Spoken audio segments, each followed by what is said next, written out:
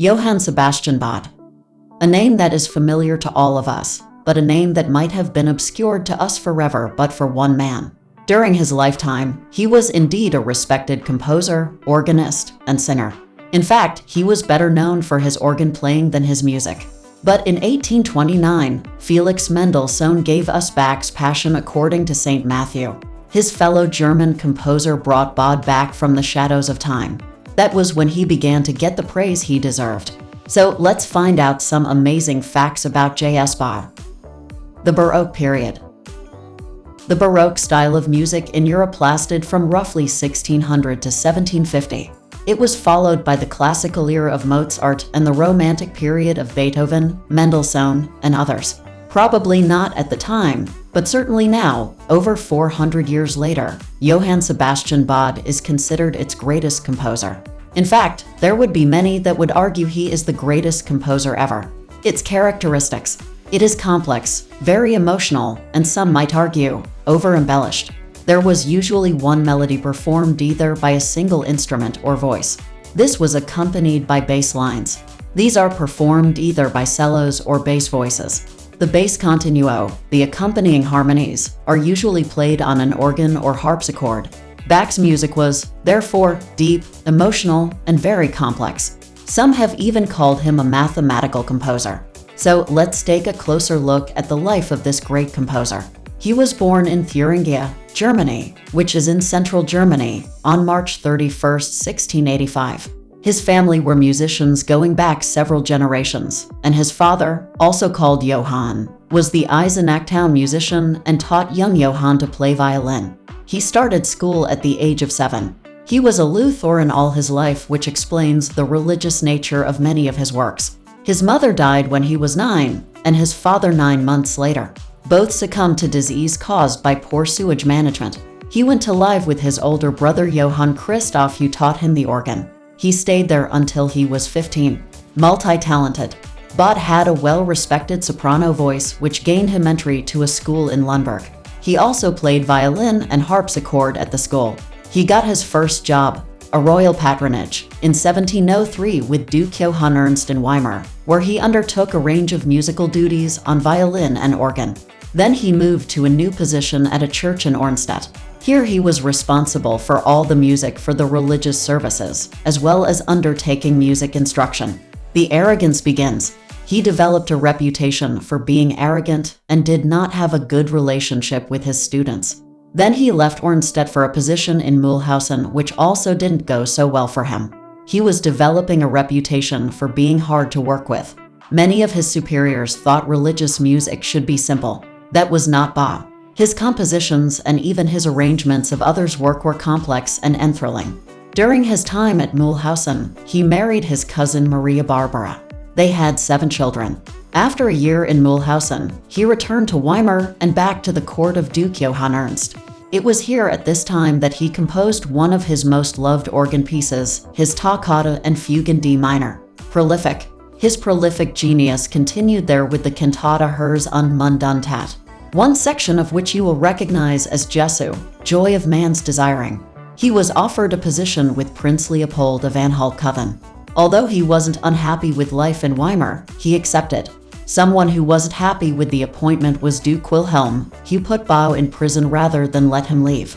Eventually, he was released and went to his new position. Faith. He had still maintained his deep faith and began signing his works in Latin in nomen Jesu, or in English in the name of Jesus.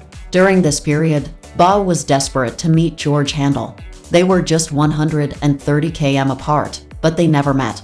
Bach's wife died suddenly while he was traveling with the prince. She was only 35. Within a year, Bach had remarried in 1721 to a singer named Anna Magdalena Walken. They had 13 children. Unfortunately, more than half did not survive and died in infancy. More amazing facts about JS Bach.